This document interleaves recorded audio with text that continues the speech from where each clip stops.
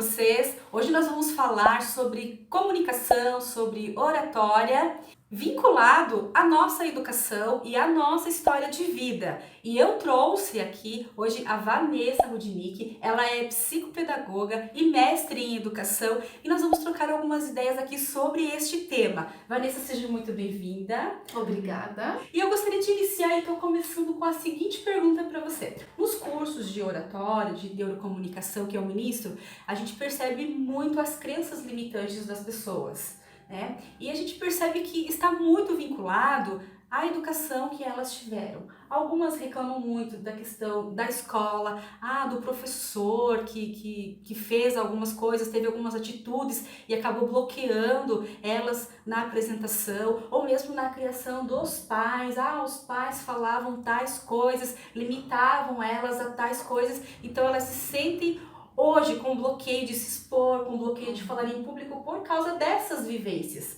O que você poderia deixar de dica hoje para os pais e para esses professores em relação a essa tratativa com as crianças? Olá, pessoal, tudo bem? Isso é muito sério, né, Cris? Assim, a gente vê que a demanda em relação a isso, ela tem aumentado muito. Tanto as crianças quanto os pais, eles trazem essa queixa porque eles têm uma vivência sociocultural com a escola, com a família e em gerações anteriores, esses pré-julgamentos, apontamentos, isso não era trabalhado e isso foi se construindo no sujeito e ele foi carregando isso consigo como algo negativo.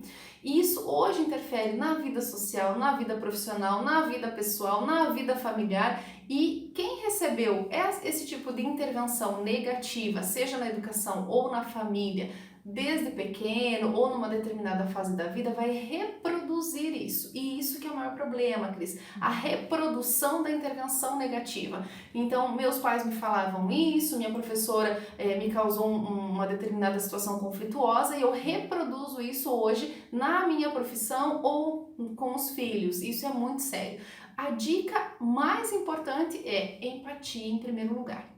De forma que eu vou tratar os outros como eu gostaria de ser tratado, eu vou me colocar no lugar do outro, seja enquanto professora, seja enquanto pai, enquanto mãe. As nossas crianças hoje, Cris, elas estão muito desafiadoras, elas trazem muita informação midiática e às vezes os pais se veem no momento em como trabalhar com tudo isso. Então é nesse momento em que o diálogo precisa prevalecer, o olho no olho precisa fazer parte, compartilhar as informações, não é essa questão assim, a criança não sabe o que está acontecendo em casa, ela não entende que muito pelo contrário, a criança ela tem uma capacidade enorme de observação visual, então tudo que for visualmente para ela limitado ou não, ela vai absorver. Então sempre deixar muito claro com a criança o que está acontecendo, o porquê da situação, não precisa justificar o tempo todo, mas objetivar a cada situação. Vanessa, nós sabemos que ninguém é bom em tudo, né? Tem áreas que a gente é muito bom, tem áreas que a gente é mediano, tem áreas que a gente não é muito bom e precisa correr mais atrás. Mas a minha pergunta é a seguinte: como lidar com as crianças, né, que têm mais dificuldade para aprender, que apresentam dificuldade de aprendizagem? Então, Cris, na verdade, assim, a dificuldade da aprendizagem, ela é vindoura de N situações, né?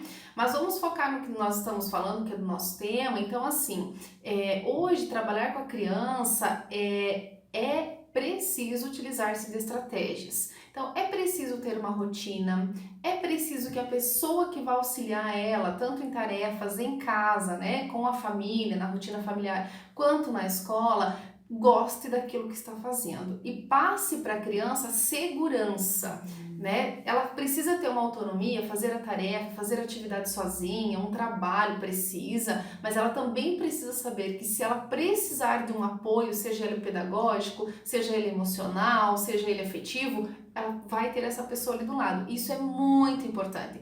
Crianças em que ficam muito tempo desassistidas, muito tempo sozinhas, muito tempo na televisão, outros meios informativos, né, da internet, o que acontece? Elas fazem a tarefa, a atividade do jeito que elas acham que é para ser. E isso faz com que muitas vezes vá para a escola incompleto, a mãe e o pai às vezes não dão conta de participar dessa rotina, não tem ninguém assistindo esse momento com a criança. E aí a professora vai cobrar na escola de quem? Da criança, porque é a criança que está lá, não a mãe e o pai. E aí a criança acaba sendo repreendida por uma situação em que ela só precisava de um apoio, tirar uma dúvida. Então isso não é difícil, porém a gente precisa não deixar a criança desassistida, para que a gente consiga trazer segurança e principalmente, né, Cris, o que eu falo muito é aprendizagem e afetividade, precisa caminhar junto. Muito bom, Vanessa, ótimas respostas. E a última pergunta que eu tenho para você é a seguinte: como é que o seu trabalho como psicopedagoga e o meu trabalho como psicóloga juntos, eles podem agregar muito para a vida dos seres humanos voltado à parte da comunicação?